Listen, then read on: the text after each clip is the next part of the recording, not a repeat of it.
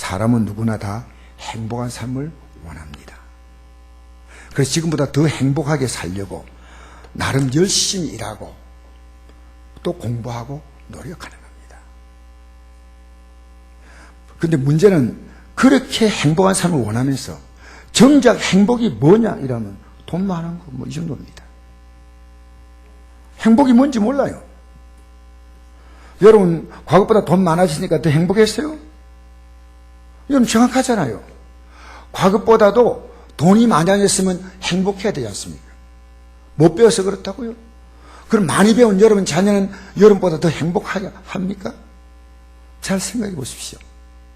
오늘 저는 이런 말씀 드리고 싶습니다. 하나님은 우리에게 주신 일상의 삶, 평범한 삶 가운데 이미 행복으로 가득 채워줬어요. 우리가 단지 모를 뿐이에요. 이렇게 푸른 그 삭막한 산야가 이렇게 아름답게 바뀌어도 이걸 볼 여유가 없어. 왜 그렇게 바쁘게 사는지, 왜 그렇게, 뭐가 그렇게 바쁜지요. 밤에 빛나는 별들을 보면서 참 하나님 만드신 세상이 아름답구나. 지금 여기 보니까 아카시아 나무가 너무 많아요. 여러분 오늘 지나가면서 아카시아 나무 가지 하나 꺾어서 한번 보세요. 그 많은 잎들이요 하나도 같은 게 없다니까. 하나도. 하나님의 하나하나 작품이에요. 작품. 꽃대 옷술이 많이 올라오잖아요. 여기에 같은 게 하나도 없어요. 신기하죠. 사람만 다른 게 아닙니다. 여러분 똑같이 생긴 소나무를 본 적 있습니까? 하다못해 밭에 뿌린 상추도 똑같은 상추가 없어요. 각각이 그들 나름대로의 모습을 갖고 있다는 사실입니다. 놀랍잖아요.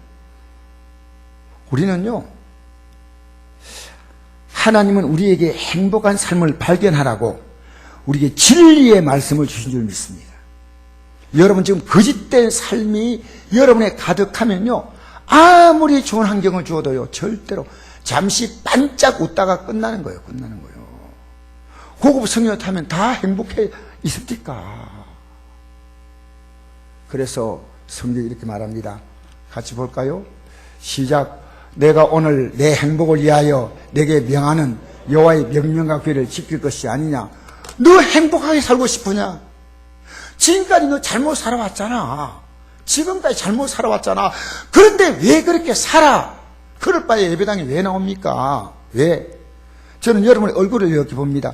한 주간 동안 여러분 어떻게 살았던가 여러분 얼굴에 써놓았어요. 얼굴이 스크린이요. 행복하면요 얼굴이 행복이 흘러요. 아니면 걱정이 흘러요. 여러분 우리에게 새로운 삶을 도전시키는 겁니다. 새로운 삶을 하려는 거예요. 새로운 삶을. 행복을 위해서요. 우리가 성경에서 하나님 행복할까요? 아니요. 너의 행복을 위해서. 오늘 내 행복을 위해서. 그래서 여러분 음식을 먹을 때 기쁘게 먹으십시오. 오늘 음식을 아침에 먹을 때 기쁘게 먹었잖아. 주님 너무 감사합니다. 손 들어보세요. 기쁘게 먹었어요. 있긴 있구나. 여러분 식사 한 끼가요 행복으로 가득합니다. 식사 한 그릇이 행복 한 그릇이요. 왜 그런지 아십니까? 금식해 보세요. 금식. 배가 교만해서 그래. 배가. 어제 저녁부터 제가 금식을 이제 중단하고 제가 보식을 먹는데요. 죽이 아닙니다. 그냥 꿀입니다. 꿀. 천국이 이게 천국인가 싶어요. 여러분 한 일주일 굶다가 금식 해보세요. 배가 너무너무 교만해졌어요. 어떤 분이 이러더라고요. 옛날에 라면이 꿀맛이었는데 왜 라면이 이렇게 나오냐는 거예요. 라면은 재료가 좋아졌고 다 좋아졌는데요. 배가 교만해진 거예요. 배가. 그건 좀 굶어야 정신 차려요. 배를. 여러분 식사 한 그릇에 얼마나 감사가 넘치는지 몰라요.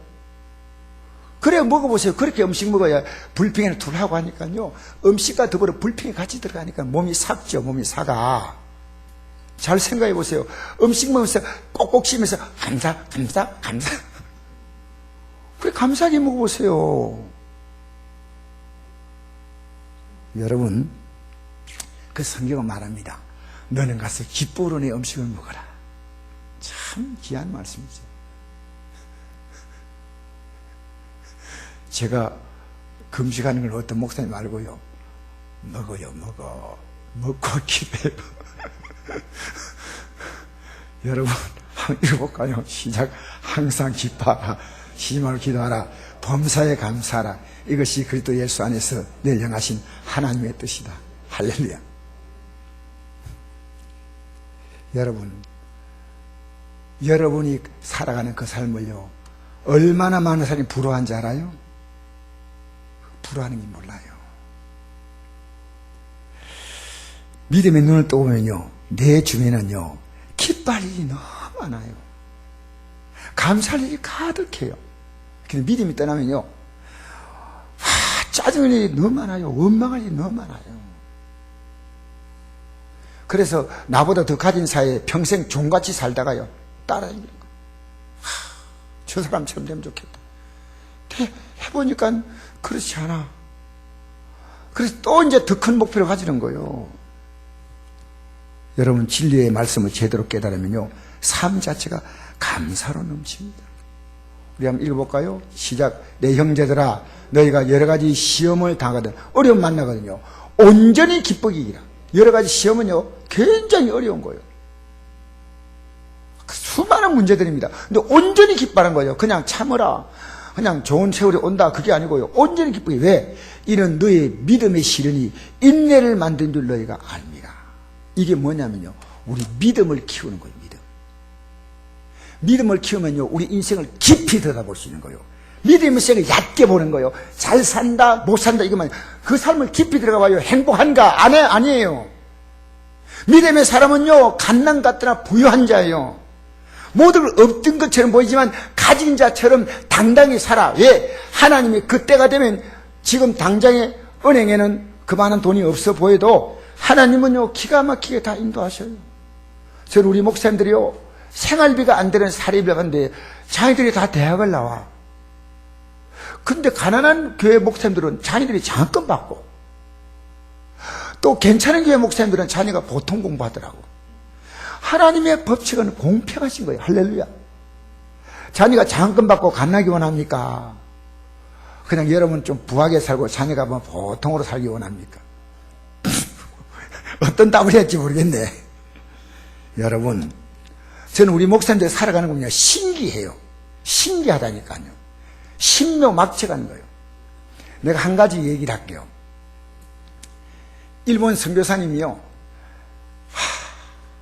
일본의 한국 교인도 숫자가 적고 해가지고 한 달에 500만 원 있어야 교회가 운영된다. 500만 원.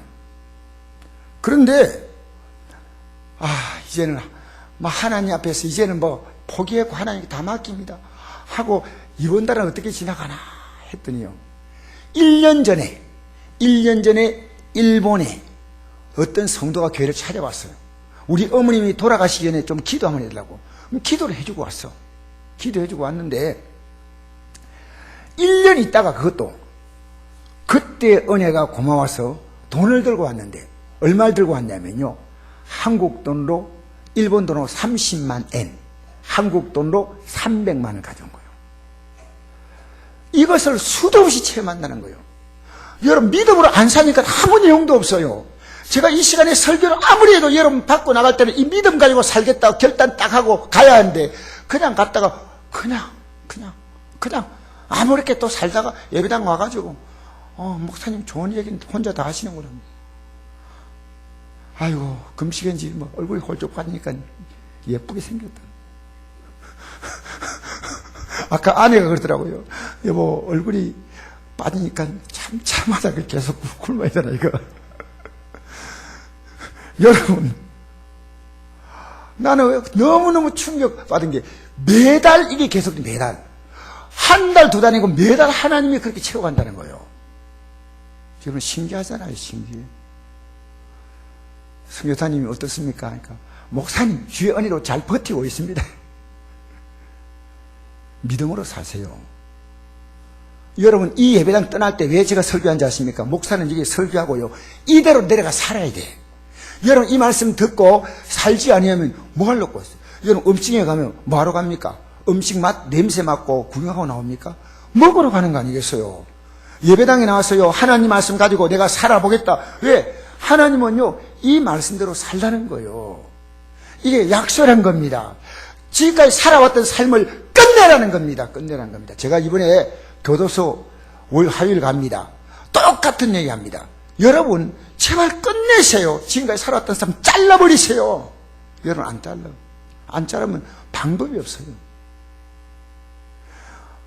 말이 목이 말라도 물을 먹이로 물인 데까지 걷어가지만요. 마시는 건 자기가 마셔야 돼요. 자기가 마셔야 한다니까. 안 마시면 소용이 없어요. 거기서 말은 기진에서 쓰러져 죽는다니까. 물 앞까지 가면. 아시겠어요? 여러분, 믿음이 싫은가요? 잘 있냐면 믿음이 쭉 커요. 믿음이 크면요, 사람이 커져요. 이 사람이 사는 게요, 나보다 더 잘 사는 게 안 부러워. 왜? 이거 지금 스쳐가는 바람같이 지나가면요, 우리 앞에 진짜 황금적 울리는 그날이 온다 그 말입니다. 그날이 오지 아니하면요, 예수 믿는 사람이 왜 세상에서요, 어떻게 보면 바보처럼 사는 것처럼 보여. 바보처럼. 우리 교회요, 물질이 있어서 현금 내는 거 아닙니다. 어렵지만요, 최선을 다해서 사는 교회에 물들입니다. 최선을 다해서. 저는요, 우리 성들이 현금 드린 거 보면요, 내 가슴이 뭉클해져요. 그래서 한 푼도 환불이 설 수 없어요. 왜? 귀한 거 아닙니까? 근데 왜냐? 예수 믿는 게 진짜 귀함을 알기 때문에. 예수 믿는 게 참 귀한 거예요. 예수 귀한 예수 믿음 더욱 주소서. 우리가 어려움 오는 것은 믿음 키워주는 거, 믿음. 여러분, 자녀가 공부 잘하는 것도 중요하지만요, 착하고 바르고 성실하고 건면하고 인격적으로 바로잡힌, 여러분, EQ가 높은 아들을 원하잖아요. 사람답잖아. 공부 잘하는데 성격이 아주 문제가 많아요. 직장생활도 못 버텨요. EQ, 인격이 좋아야 돼요. 부모님을 알아보고, 동료를 알아보고, 남을 배려하고, 인사 잘하고, 챙겨주고. 어느 대학생이 두 사람이요, 친구가 같지 몰라도요, 언덕길을 그 짐을 실은 리아카가 올라가는데 그 휴지 같은 거 폐지를 주워가는데, 폐지를 이렇게 고백했잖아요. 그런데요, 젊은이 두 사람이 그 뒤를 미는 거예요. 어떤 사람이 동영상으로 찍었는데 책을 든 학생들이요, 온 힘을 다해서 1m, 2m 아닙니다, 500m를 밀어. 500m. 그래서 학생들이 어느 학교 다녔냐고, 이름이 뭐냐고 하니까, 우리는 그냥 지나가다 잠시 놓지고 괜찮아요. 얼마나 인격이 훌륭합니까? 얼마나. 여러분, 예수 믿음이 자라면요, 사람의 질이 달라져요. 질이. 사람이 달라진다니까. 품 있는 사람, 존귀한 사람, 하나님의 자녀가 된다니까. 인내를 온전히 이루라. 이는 너희를 온전하고 구비하여 조금도 부족함이 없게 하려 합니다. 할렐루야. 예? 보세요. 또 내 속에 근심이 많을 때 주의 위안이 내 영혼을 즐겁게 하였나이다. 여러분, 근심일 때 깊이 기도해 봤습니까? 눈물 나면서 주여, 예배당에 나와서 주여, 길 가면서 주님, 나 너무 속상해요. 나 스트레스 받아요. 나 힘들어요. 나 못 살겠어요. 해본 적 있냐고요? 안 하니까 주의 위안을 체험하지 못하죠. 왜 못한지 아닙니까? 마귀가 못하게 해. 마귀 말 듣지 마세요. 하세요. 하셔야 한다니까요. 하기 싫은 마음을 주면 아니다라고 뿌리쳐야 됩니다. 사랑하는 성도님, 하나님께서 내가 이 땅에 태어날 때 나를 사랑하셔서 나를 사랑하실 분이 이 땅에 이미 기다리고 있다는 거예요. 그게 바로 부모님이시오. 나를 가장 사랑하신 분, 부모님이시오. 이 세상에 부모 없이 태어난 사람이 있습니까? 근데 부모님의 사랑을 자녀들은 잘 모릅니다. 제대로 모르니까 공경하지 않아요. 부모님께도 큰 책임이 있어. 왜? 안 가르쳐줘요. 여러분, 자녀는요, 부모님이 효도받기 위해서 가르치는 거 아니에요. 자녀가 부모가 효도하지 않으면 하나님 복이 없어요. 지도 불행하고 부모님도 불행해지는 거예요. 잘 생각하세요. 여러분이 부족할 때, 얘는 볼 때는 좀 부족해 보여도 여러분이 가장 존경하는 인물 1위에 여러분 부모님 이름을 써야 됩니다. 메가더 썼고 그것도 괜찮아요. 근데 메가더가 여러분 뭐 줄까? 가장 존경하는 인물은 부모님이 되셔야 돼요. 부모님이. 맞죠? 예. 부모님이 귀합니다. 생일날 자녀 생일상 차리지 말고요. 내가 네 키운다고 고생했는데 이제 네가 내가 내인데 생일을 한번 어떻게 준비하는가 지켜볼 거다. 이게 그리스도인다운 생일. 엄마 생일인데 뭐 해줄 거야? 케이크 큰 거? 스테이크 먹고. 엄마 작년처럼 시시하게 하지 마. 막 명령하고 막 뭐 하는 거예요? 뭐 하는 거예요 지금? 근데 따라가 부모는. 그러니까 못 배우는 거예요. 여러분 부모에게 큰 책임이 있어요. 가르쳐 줘야 돼요. 부모를 인정하고 그 부모를 누리시기 바랍니다. 우리 같이 읽겠습니다. 시작. 자녀들아 너희 부모를 주 안에서 순종하라. 이것이 옳으니라. 내 아버지와 어머니를 공경하라. 이것이 약속 있는 첫 계명이니 이래 내가 잘되고 땅에서 장수하리라. 할렐루야. 부모님께 공경하면요 주님이 옳다. 네가 옳은 행동을 했다. 주님이 칭찬하는 거예요. 이거 옳으니라. 너 정말 잘했구나. 주 하나님 칭찬하세요. 그리고 부모님이 기뻐하시고. 그러나 여러분 놀라운 것은요 그 가장 큰 수혜자가 바로 자신이에요. 자신. 여러분이 행복해져요. 제가 부모님의 사랑을 제대로 몰랐던 것이 지금 돌이켜보니까요 저는 부모님께 심하게 불효하지 않았지만 그저 용돈 생활비 좀 주는 그런 정도였어요. 너무 냉담한 아들이었어요. 지금 돌이켜보니까 너무 부끄러운 아들이었어요. 부모님의 하고 싶은 얘기를 무릎 꿇고 앉아서 들어보지 않았다는 거예요. 그 사랑스러운 손길을 붙잡고. 여러분 우리 어머니는 별로 다정다감하지 않았어요. 그래서 어머님 우리를 사랑한다는 걸 별로 느끼지 못했어요. 우리 어머님은 병든 아버지와 같이 6남매를 이제 같이 이 가정을 꾸려가야 하기 때문에 우리 어머님의 삶의 터전은 교회와 가정과 일터입니다. 그 시장 바닥에 이만한 다라이를 입고 가가지고 생선을 자갈치 시장에서 받아가지고 버스에 태워줍니까? 자갈치에서 받아가지고 대신호까지 그 고기 어물을 가져와가지고요 그 텀바구니에서 시장 앞에 텀바구니에서 팔았어요. 그 지치고 피곤한 어머니가 저녁에 또 돌아오면 또 가정 살림을 다 챙겼어요. 어머님은 날 사랑하지 않는다 생각인데 최근에 우리 여동생이 전해준 얘기입니다. 제가 다닐 때는 중학교가 인류가 있었어요. 제가 이제 그때 학교간 학교가 상당히 부산에서는 좋은 학교였다고 생각해요. 어머님이 학교를 보내야 되겠는데 입학금이 없어요. 그래서 이제 돈을 구하러 여기저기 다니는데 안 구해졌어요. 근데 제 여동생이 한 3학년인가 4학년쯤 됐는데 손을 잡고 간 거예요. 구하러 갈 때 어머니 손잡고 가다가요. 길 한복판에 서고 차가 오는 것도 생각하지 않고 주야 하는데요. 우리 여동생 손을 딱 잡았어요. 딱 잡았는데 얼마나 세게 잡았던지요. 여동생이 손이 부러지는 것 같더래요. 엄마 아파 해도 손을 안 놓더래요. 주야 그러면서 이제 우리 어머니가 그렇게 마음 아파했던 것을 생각합니까? 그렇습니다. 어디 제 어머니가 그렇겠습니까? 여러분 어머니가 다 그런 분들이에요. 다 그런 분들이에요. 그렇게 우리를 키우신 부모님의 남은 생을 기쁘게 해드려야 됩니다. 그것이 곧 내가 드릴 행복입니다. 부모님을 순종하고 공경하는 것이 여러분 사람된 기본 도리입니다. 옛날에 우리의 조상들은 말했습니다. 효도 못한 자는 금수보다 못하다. 짐승만 여러분 제 부모님께 대꾸 쉽게 하지요. 왜 그렇게 삽니까? 왜?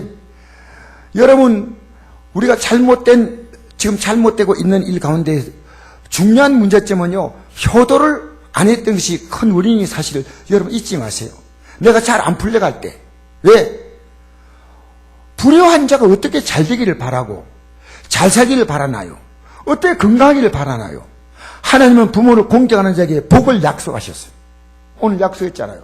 내가 잘되고 장수하리라. 약속의 첫 기미 하나님이 인간에게 주시는 첫 번째 복이 부모 공경하는 복이에요. 그럼 잘되고 장수하겠다. 할렐루야. 그런데 이것만 있는 게 아니에요. 부모를 공경하지 못하면요 내가 저주하겠다 했어요. 그건 여기 얘기 안 했습니다. 여러분 괜히 설교 시간에 기분 나쁠까 싶어요. 저주한다 해서 저주. 알겠어요. 그래서 여러분 우리는요 지금 세상은 거꾸로 돌아갑니다.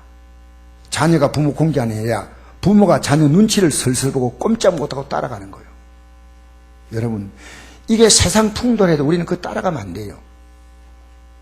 부모 공경이란 것이 마치 전설의 고향처럼 들립니다.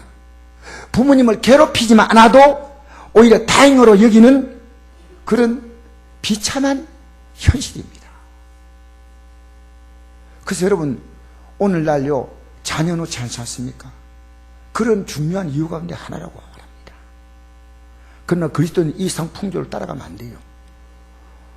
읽어볼까요? 시작. 너희는 이 세를 본받지 말고 오직 마음을 새롭게 함으로 변화를 받아 하나님의 선하시고 기뻐하시고 온전한 뜻이 무엇이 분별하도록 하라.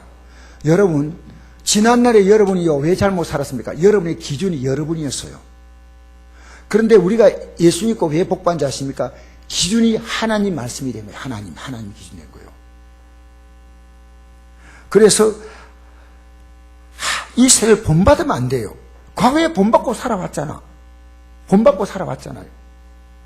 여러분 주위에 잘 산다고 생각하는 사람 누굽니까? 그 사람 내면 세계를 들여다봤습니까? 이 세상 본받지 마세요. 우리의 행복 지침서가 성경만이 유일한 삶의 가치요, 진리요, 기준입니다. 그렇다면 성경이 말하는 복받는 효도는 어떤 것입니까? 첫째로 부모를 기쁘게 하라는 겁니다. 세상에는 사랑이 세 가지가 있습니다. 만약에 하는 사랑이에요. 만약에 내가 이렇게 해주면 나도 이렇게 하겠다. 여러분, 이거 철저한 조건이고 계산입니다. 요즘 대부분의 젊은이들이요, 이렇게 살아가고 있습니다. 그러다가 내 마음에 안 들면 쿨하게, 젊은이 말대로 쿨하게 헤어져 버립니다. 참 정말 삭막한 현실이죠. 둘째는 때문입니다. 내가 신세를 많이 져서, 피해를 많이 내가 주어서, 내가 도움을 입어서, 그래서 보상하는 차원의 사랑이 있습니다. 그래도 보상 안 하는 것보다 낫지요. 세 번째로 그럼에도 불구하고 하는 사랑입니다. 여러분, 성경에는요, 누가복음 15장에 탕자 얘기 나옵니다. 탕자는 아버지 재산을, 유산을 아버지를 그냥 죽고 나서 받아야 될 유산이지만 미리 협박을 해가지고 아버지를 못 살게 해가지고 자기 재산을 받아서 가가지고요, 먼 나라 가서 방탕하게 살다가 완전히 거지가 돼가 돌아오는데, 이 아들을 아버지는요, 아무렇지 않은 것처럼 봐주는 거예요. 이게 아버지입니다. 이게 아버지예요. 조건 없는 사랑입니다. 불효막심한 자녀지만, 여러분, 아내가 남편 용서 못하지만 자녀는 용서합니다. 아무리 더 잘못해도. 그렇죠. 자녀는 사랑이 달라요. 자녀는 사랑이 달라요. 아무 조건이 없습니다. 자식이라는 그 이유 하나 때문입니다.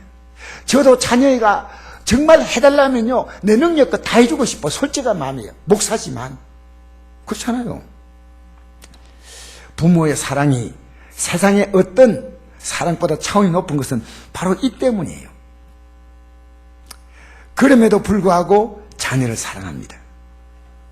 그래서 자녀들은 이 부모님의 사랑을 슬프게 해드려서는 안 됩니다. 우리가 오늘 여기에 부모님이 돌아가셔서 효도할 수 없다.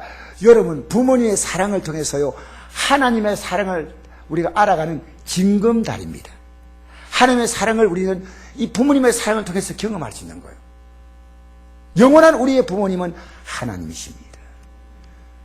그래서 우리는 따라합시다. 내 낳은 아비에게 청종하고 내 늙은 어머니를 경영이지 말지어다.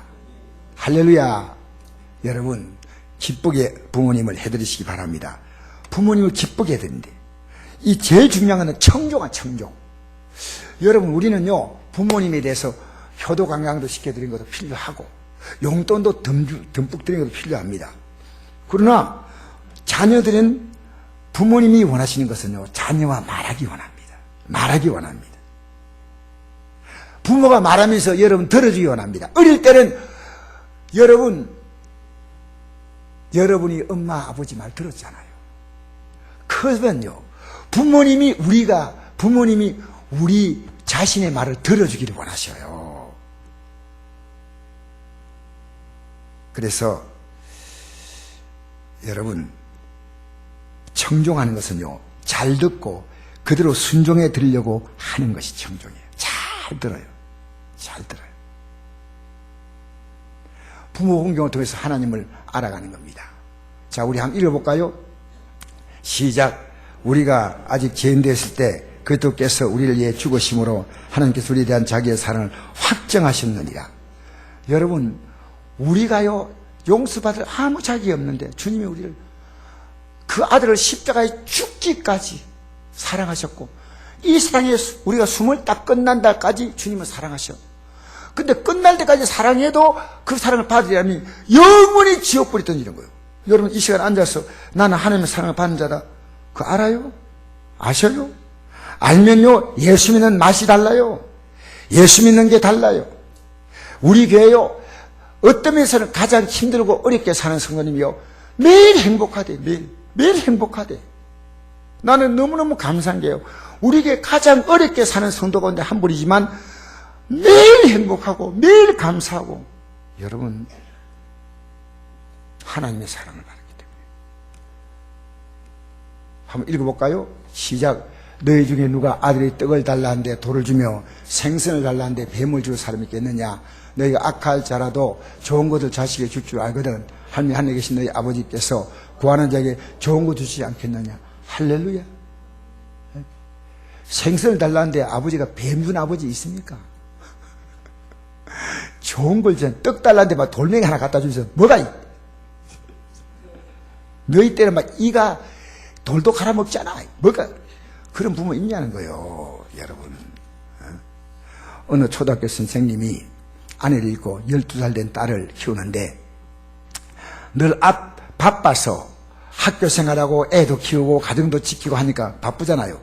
야, 이제 방학 때면 교사가 좀 쉬니까 성탄절이 올 때 그때 좀 나하고 좀 시간도 보내고 식사도 좀 하고 대화도 하자. 그러니까 좋아요.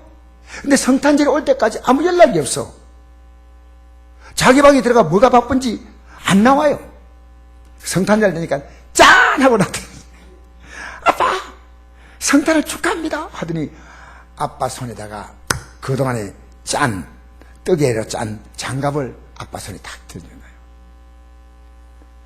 자녀가 주는 게 고맙기는 해서 받았지만 내심 수수해요. 내가 바란 것은 이 장갑이 아니라 너의 손을 잡고 대화하는 것인데. 여러분, 참으로 부모가 바란 것은 자녀와 대화입니다. 여러분, 지금 대화하고 있습니까? 부모가 대화하고 특히 청종할 수 있다면, 여러분 이제 부모에게 대꾸 그만하고 부모님의 친구 이상 친구처럼요 싸우고 그러지 마세요. 정말 그러지 마세요. 정말 제가 부탁합니다.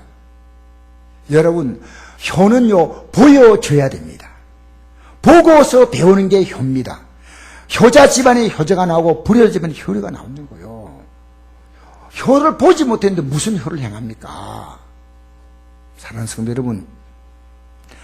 여러분, 하나님도 우리를 구원하시고요 우리와 교제하기 원하셔요. 하나님 말씀을 들으면서 주님 감사합니다. 주님 저를 이렇게 살겠습니다. 얼마나 좋아요. 어려움 만날 때 주님 기도합니다. 하나님 저 도와주세요. 저 힘들어요. 저 답답해요. 저 우울해요. 저 너무나 삶이 허무해요. 이렇게 고백하세요. 교제하기 원하시는 거요.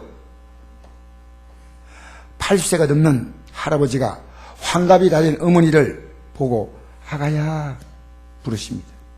오늘 며칠이니? 음력으로 며칠이지?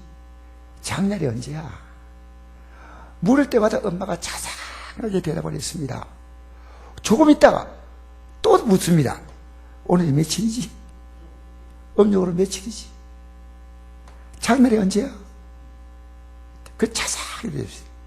좀 있다가 또 묻는 겁니다. 오늘이 며칠이지? 옆에 듣던 손자가요 소리를 버럭 질렀습니다. 아이, 할아버지 좀 그만하세요. 조금 전에 말했잖아요. 왜 자꾸만 그렇게 엄마를 힘들게 해요? 엄마가요, 이 아들 보고 크게 호통을 쳤습니다. 100번이든 1000번이든 어른이 물으시는데 한결같이 공손하게 대답해 드려야지. 그게 무슨 소리야?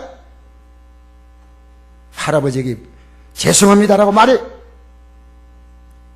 그런데 그분이 쓴 글입니다.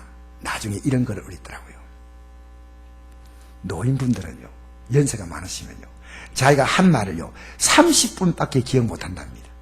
그래서 30분 있다가 만에 다시 하는 것은요, 이제 새로운 말을 하는 거예요.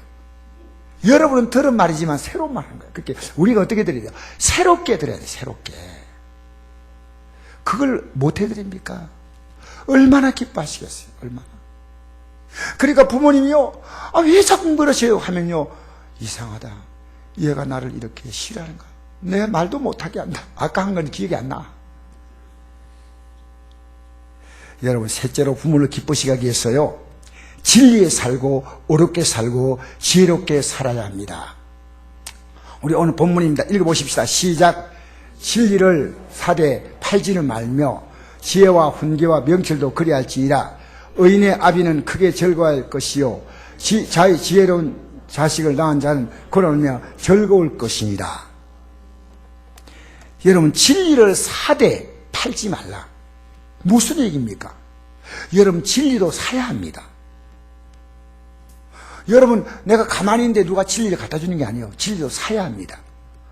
성경에 이렇게 나옵니다. 한번 읽어볼까요? 시작. 오라 너희 목마른 자들아 물로 나오라. 돈 없는 자도 오라. 너희 와서 사 먹되 돈 없이 값없이 와서 포도주와 젖을 사라. 돈 없이 사라는 거예요. 돈 없이. 값없이 사라는 거예요. 여러분, 저 마트에 가면 시식코너 가면요, 잘라가지고 오세요, 공짜로 드세요. 그러네요. 먹어보고 돈 내고 사라, 그 말이에요. 먹어보고 돈 내고 사라는 거예요. 계속, 근데 한 개 안 먹고 2개, 3개 계속 먹잖아요. 그러면 가세요, 이래요. 그렇잖아요. 근데 돈 없이 값없이 살 수 있는 게 뭐냐? 하나님의 은혜입니다. 포도처럼 즐거운 거. 저처럼, 젖이 얼마나, 여러분, 이 세상에서 가장 영양가 높은 식품이 젖이랍니다. 그래서 애들이 아름답게 자라죠. 포도주와 젖 같은 너무 귀한 하나님의 은혜가 있다는 겁니다. 하나님의 아들, 우리를 구원하기 위해서 십자가에 못 박아 우리를 위해서 값없이 영원한 생명을 주시려고, 영원한 영광이 되게 하시려고, 황금적 울리는 그 자리에 서게 하려고 이 진리를 너희들은 값없이 사라는 겁니다. 하나님 우리를 사랑하셔서 우리의 생명과 관계에 있는 귀한 것은 값없이 사용하도록 하셨어요. 예를 들어서 맑은 공기 보십시오. 여러분, 여기 맑은 공기가요, 안동 공기가 보통이 아니에요. 서울 가면 공기가요, 공기가 따끈해요. 따뜻하면 공기가 뭐랄까, 아주 덥덕한데 여기 오면요, 박하 향기처럼요, 시원해. 맑은 공기. 여러분, 공기가 중요하잖아요. 물속에 1분만 있어, 1분만. 하도 반응이 없네. 10분만 있어도 10분만. 물속에 들어가지고 이 공기가 얼마나 중요한지. 하나님은 공짜로 주잖아요. 공짜로. 여러분, 산소통 메고 다니면 살겠습니까? 그거 큰 거, 이 본물 같은 거 메고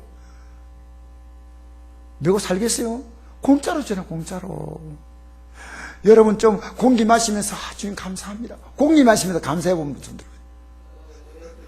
할렐루야. 차추는 사먹고 손 들었어요. 우리 일부 예배 듣고 감동받아가 지금 마음 같아.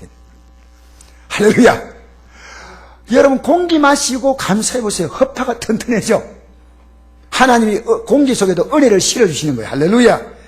그 다음 보십시오. 뭐가 공짜입니까? 눈부신 햇빛. 여러분, 이 5월은요, 계절의 여왕이에요. 얼마나 아름다워요. 그 햇빛이 비치면요, 찬송에 왜 이런 찬송이 있습니까? 내 영혼에 햇빛 비치니. 너무 좋은 거예요. 너무 좋은 거. 여러분, 딴 햇빛이 비치면요, 오늘 나가서 주님 참 감사합니다. 이 햇빛을 주신 감사하세요. 감사하세요. 여러분, 마시는 물은 또 얼마나 귀합니까? 아무 값내지 않고 사실은 인간은 이 비가 내려서 인간이 마시는 물이 다 공급되는 거예요. 비가 내려서. 아시겠어요? 비가 내려서 마실 물이 공급되지요. 저절로 흘러내려온 물 안 붙습니다. 제가 금식하니까요, 이 물이 달아요, 달아. 얼마나 물이 맛있는지요. 물 없으면 사람은요, 금식은 40일까지 사람 견딘다 그래요. 물 없으면 3일을 살지 못해요. 하나님은요, 귀한 것은 그냥 주셨는데 영생은 하나님이 선물로 주신 줄 믿습니다. 할렐루야. 그래서 우리 한번 읽어봅시다. 시작. 하나님이 세상을 이처럼 사랑하사 독생자를 주셨으니 이런 것을 믿는 자마다 멸망하지 않고 영생을 얻게 하려 하십니다. 할렐루야. 그냥 믿는 게 아닙니다. 입술이 달사서 아니라 내 삶의 전 존재가 하나님의 사랑이 얼마나 큰지를 믿는 거예요. 감사합니다. 감사합니다. 내 전 존재로 믿는 거예요. 이 백성이 입술로 나를 공경하되 마음은 내게 멀다. 여러분, 입술만 있으면요, 밖에 나가서요, 세상 사람과 똑같이 살아, 똑같이 살아. 그렇게 살면 안 돼요. 그래서 예수님은요, 우리가 이 진리를 공짜로 받았지만은요, 사실 그 속에는요, 내 전 존재를 가지고 그 진리를 사는 마음을 가져요. 내 전 존재. 이게 가벼운 게 아니에요. 여러분, 이 땅 떠날 때 아무리 왕으로 살고 부자로 살아도요, 예수님을 자기의 전 존재로 믿지 않은 사람은 멸망받는다는 사실입니다. 왜 이걸 모르시나요? 왜 이걸 모르시나요? 이게요, 믿음으로 살아보니까요, 이게 눈앞에 그대로 보이는 거예요. 제가 믿음이 약할 때는요, 세상이 너무 크게 내 눈앞에 요래 보였어. 세상이 전부였어. 예배당 나가는 것은 껍데기고 세상이 전부요. 근데 저는 제 앞에 천국이 전부요. 그 영광이 전부요.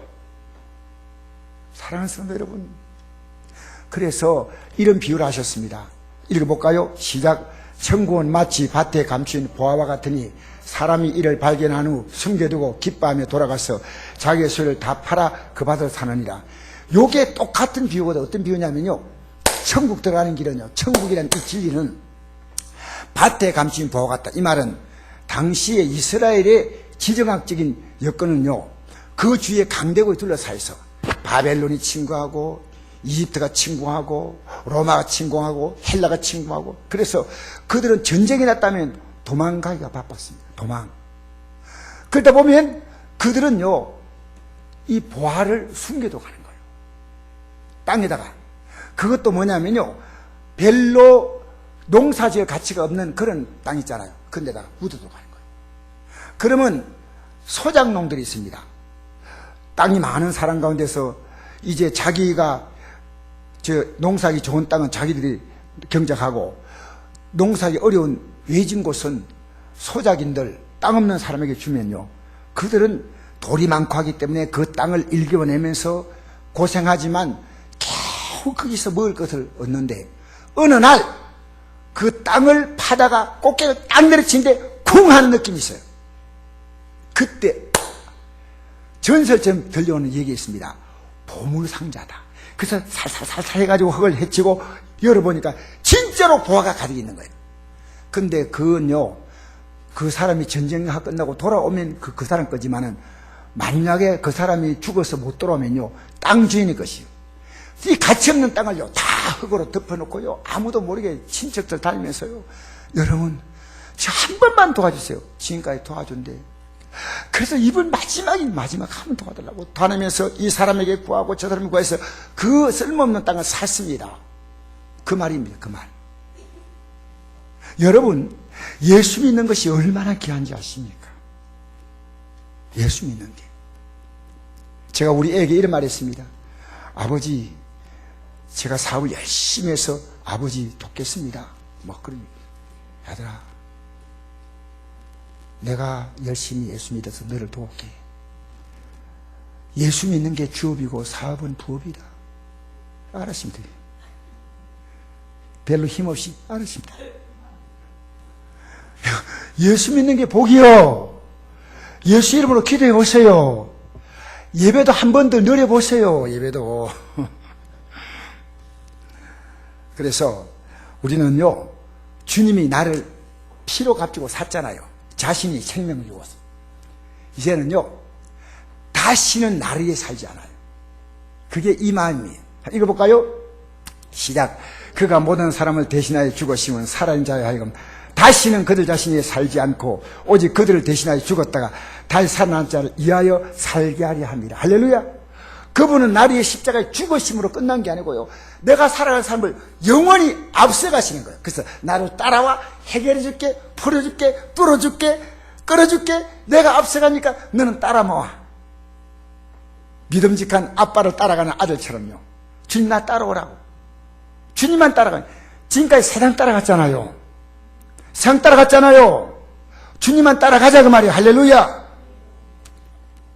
여러분, 부모님이 이 진리를 사도록 자녀는 도와드려야 돼요. 도와드려야 돼요. 자녀가 이 진리를 사도록 부모님은 도와드려야 돼요. 진리를 살아. 그리고 이 산 진리를 절대로 팔면 안 돼요. 여러분, 저는 오늘 잠시 이 책에 있는 내용 가지고 여러분에게 지금 말씀드리겠습니다. 여러분이 꼭 이 책을 사보시길 저는 권장합니다.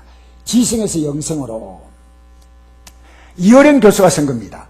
사랑하는 내 딸아, 너의 기도가 높은 문지망을 넘게 했다.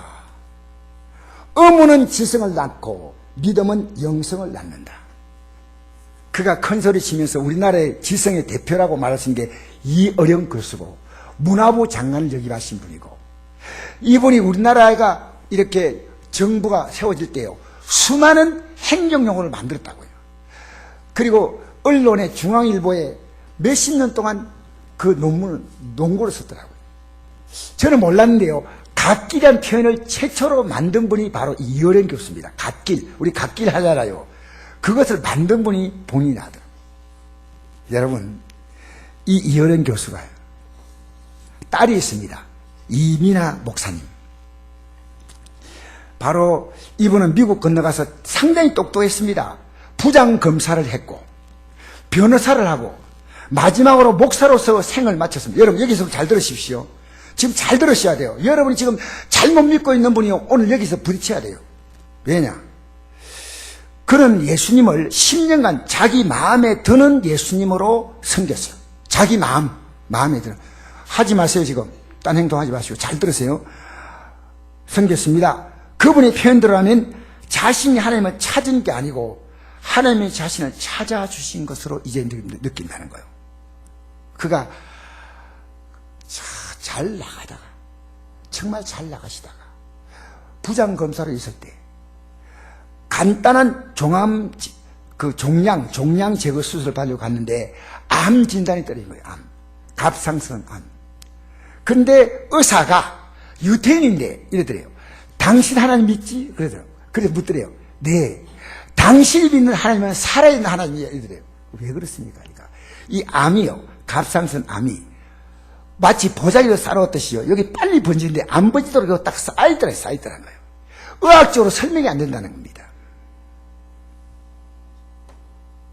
그 너무 기뻤어. 그때부터 지금까지 믿던 형식보다는 열심히 믿음 생활을 했어요.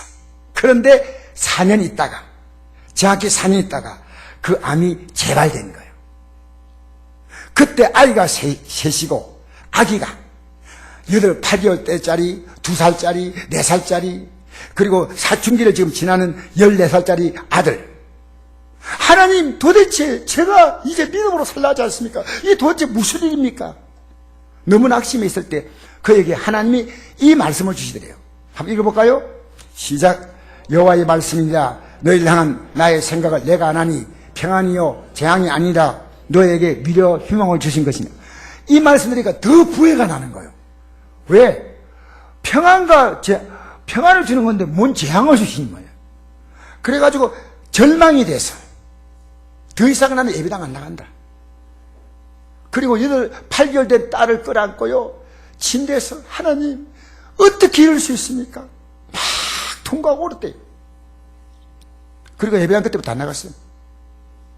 그런데 얼마 지나지 않아서 친구가 찾아와서 이번에 목사님 한 번 오신데, 야, 너 이렇게 앉아있으면 어떻게 하겠니? 같이 가자. 힘내라. 억지로 끌려가지고 나왔는데 그 목사님이 암 말기 목사님이었어요. 암 말기인데 간증단이에요. 그분의 책에는 H 목사로 나와 있는데 저는 정확한 말도 하용조 목사가 아닌가 그렇게 추측합니다. H 목사입니다. 그 목사님이 암에 걸린 자기의 삶이요 어떻게 표현하냐면요, 내 은혜가, 나의 은혜가 내게 족하다. 이게 지금 암 걸린 게 하나님의 은혜라는 겁니다. 자기가 지금까지 알고 있던 신앙의 상식은 하나님은 나에게 기적을 주시고 잘해주시고 그리고 형통하게 하시고 그런 이기적인 신앙이었는데 신선한 충격으로 받은 거예요. 저 목사님은 내가 알지 못하는 하나님에 대한 깨달음이 있구나. 야, 하나님을 섬기면 어떤 게 있을까? 지금 이거 뭔가. 근데 그 목사님이 이러세요. 하나님은 나를 창조했을 뿐 아니라 그분은 인간이 상상할 수 없는 선함과 신실함을 가지신 분입니다. 그 목사님 메시지가 머리에 떨어지지 않는 거예요. 그래! 다시 해보자! 그러면서 상실했던 마음이 회복됐습니다. 내가 정말 이 고통 속에서 깊은 하나님을 만나보리라.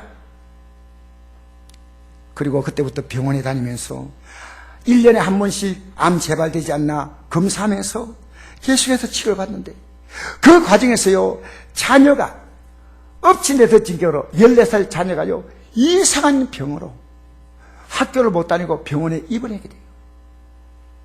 엄청난 거. 그가 바랬던 것은 돈이 많고 아이들이 아무탈을 잘 다르길 바라고 살았던 삶에 그야말로 청천벽력이었습니다. 기가 막힌 이 환경에서 그는 암에 걸린 말기 목사님을 봤습니다. 그는 3년 동안 이렇게 표현했습니다. 나는 암의 고통 속에서 기가 막힌 하나님의 사랑을 경험했다. 기가 막힌 하나님의 사랑을 경험했다. 그러니까 이런 말씀입니다. 내게 단지 하나님 말씀만 주었다면 나는 10년이고 20년 지나도 이 말씀의 깊이를 깨달을 수 없었다. 고통이 옴으로 나를 하나님의 놀라운 사랑을 몸으로 체험했다. 어느 날 그는 사도행전 읽으면서요, 사도행전 이런 구절이 있죠. 베드로가 이르되 은과금은 내게 없거니와 내게 있는 거 내게 주노니 나사렛 예수 그리스도의 이름으로 걸어라. 주님, 나도 내 가정과 삶과 자녀를 내 몸도 일으키게 해달라고. 그때 제 들려온 음성이요, 베드로에 없는 것을 너는 갖고 있고 베드로에 있는 것을 너는 갖고 있지 않다. 돌이켜보니까 그는요, 변호사란 직위, 자신이 돈 버는 엄청난 능력, 결혼 생활, 자기의 대단한 남편, 그리고 부모님의 스펙, 우리 교회 목사님, 또 힘들면 찾아갈 수 있는 병원 의사. 그런데 그것이 아무 힘이 안 되는 자리에 서서 여전히 너는 은과 금을 너는 자랑하고 있다. 너에게 없는 것이 있다. 예수의 이름이 없다. 여러분, 예수님 있습니까? 예수의 이름으로 나는 일어서리라. 주가 주신 능력으로 나는 일어서리라. 사랑하는 성도 여러분, 저는 이번 주간에 그걸 체험했거든요. 금식이요, 밥 먹는 것보다 편했어요. 하나님 은혜 주시면요, 괜찮아요. 한 끼 못 먹어도 저는 못 견디는 사람이에요. 그가 알았던 것은 예수를 진실로 고백하지 못했습니다. 진실로 믿지 않았어요. 우리 한번 읽어볼까요? 시작. 내가 만일 내 입으로 예수를 주로 시인하며 또 하나님께서 그를 죽은 자 가운데 살리신 것을 내가 믿으면 구원을 받으리라. 사람이 마음으로 믿어 의에 이르고 입으로 시인하여 구원에 이르느니라. 사랑하는 성도 여러분, 그리고 이 말씀 읽으십시다. 시작. 누군지 주의 이름 부른 자는 구원을 얻으리라. 그는 이 고통 속에서요, 진짜로 주의 이름을 불러서 그는 엄청난, 몸은 암으로 찌들어 있고 자녀는 지금 병원에 입원해 있습니다. 보통 병이 아니고 삶은 다 무너졌지만 비로소 자기는 신비로운 하나님을 체험하게 된 겁니다. 그는 드디어 그 아버님을 위해서 기도했습니다. 아버님, 꼭 예수 믿으세요. 그 따님이요, 암에서 일어나서 살아가는 게 참 대견스럽던 이 여지여린 교수가요, 나는 안 가고 싶은 마음 없어. 나 70 넘어서 이제 뭐 할 거야. 안 가겠어. 아버님, 제 마지막 소원인데요, 하면서 힘없이 걸어가는 거예요. 그때 아버지가 뒤를 따라가면서 너가 행복하다면 뭘 못해 주겠니? 하고 교회에 발을 대었습니다. 그는 자신의 암의 고통이 아니었다면 아버님은 꼼짝하지 않을 겁니다. 그는 암의 고통을 진리로 사서 아버님께 효도한 딸입니다. 그래서 저는 이어른 교수가 딸에게 쓴 편지를 제가 잠깐 읽어드리겠습니다. 딸이 쓴 편지를 시간이 없어서 못 읽고요, 이랬습니다. 더구나 오늘은 너의 생일이고 우연히도 내가 세례를 받는 날이다. 내가 그렇게 기뻐하는 거 보니 너에게 최고의 생일 선물을 준 것 같구나. 아니지, 내가 나에게 선물을 준 것이다. 내가 나에게 선물을 줬다. 아버지가 이제 믿음 깨달은 거예요. 암에 걸렸던 너의 아픔으로 시력을 잃어가던, 암뿐이 아니고 시력도 잃었어요. 어떤 너의 어둠으로 나를 영생의 세계로 이끌어 주었다.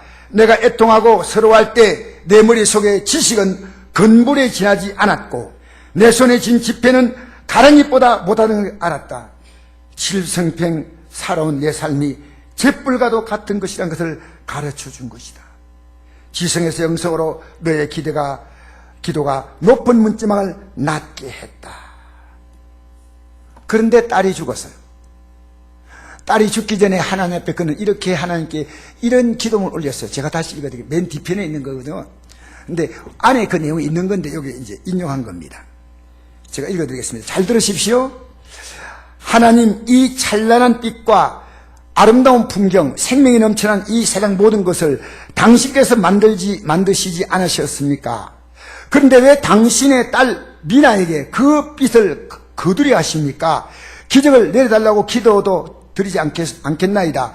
우리가 살아서 하늘의 별, 지상의 꽃을 보는 것이, 그리고 사람의 가슴에 사랑을 보는 것이 바로 기적이 아니고 무엇이겠습니까? 매일매일 우리는 당신께서 내려주시는 기적 속에 삽니다. 그러니 기적이 아니라 당신이 주신 그 기적들을 거두어 가지 마시기를 진실로 기도합니다. 만일 미나가 어제 본 것을 내일 볼 수 있고 오늘 본 내 얼굴을 내일 또 볼 수만 있게 해주신다면 제 남은 생을 주님께 바치겠나이다. 아주 작은 힘이지만 제가 가진 것이라곤 글을 쓰는 것과 말하는 천한 능력밖에 없사오니 그것이라도 좋으시다면 당신께서 이루시고자 하는 일에 쓰실도록 바치겠나이다. 이렇게 딸이 암 걸려 좋으니까 매일 보게 해달라는 거예요. 그런데 딸이 숨을 거뒀습니다. 그리고 이어령 교수가 어떻게 저는 변했는가, 그를 찾다 보니까 그분이 최근에 쓴 시가 올라와 있습니다. 그 시를 제가 읽어드리겠습니다. 그 시의 제목은 나에게 이야기하기입니다. 참 이럴 때 음악을 잔잔하게 깔아주면 좋은데 음악 깔면 또 글을 못 읽기 때문에 깔지 마세요. 너무 잘하려고 하지 말라 하네. 이미 살고 있는 것이 이긴 것이므로 잘 생각하세요. 살고 있는 게 이긴 것이래. 너무 슬퍼하지 말라 하네. 삶도 슬픔도 아름다운 추억으로 돌려줌으로.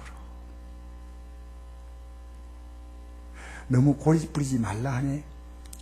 사람의 마음과 생각은 늘 변하는 것이므로. 너무 욕심 부리지 말라 하네. 사람이 살아가는 것은 그다지 많은 것이 필요하지 않으므로.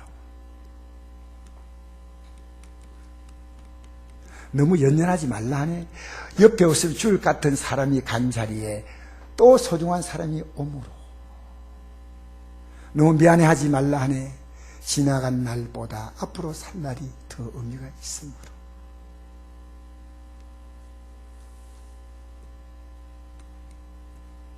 너무 받으려고 하지 말라 하네. 살다 보면 주는 것이 받는 것보다 기쁨으로. 너무 조급해하지 말라 하네. 조급하게 눌러버려요. 말라네. 천천히 가도 얼마든지 먼저 도착할 수 있으므로. 그리고 마지막 결론이에요. 이 결론이 너무 중요하더라고요. 결론이. 죽도록 온 존재를 사랑하라 하네. 우리가 세상에 온 이유는 사랑 이야기므로. 여러분, 지금 사랑하고 살고 있습니까? 주님 사랑하고 계셔요? 그 영생입니다. 사람 사랑해 보세요. 그도 행복해지고 나도 행복해져요. 사랑하는 성도 여러분, 우리는 우리 부모님에게 줄 수 있는 가장 아름다운 선물이 있다면 그 부모님이 여름교처럼 이렇게 진리를 깨닫는 겁니다. 하나님의 사랑. 할렐루야. 우리 찬양 부르시면서 준비한 예물 드리겠습니다.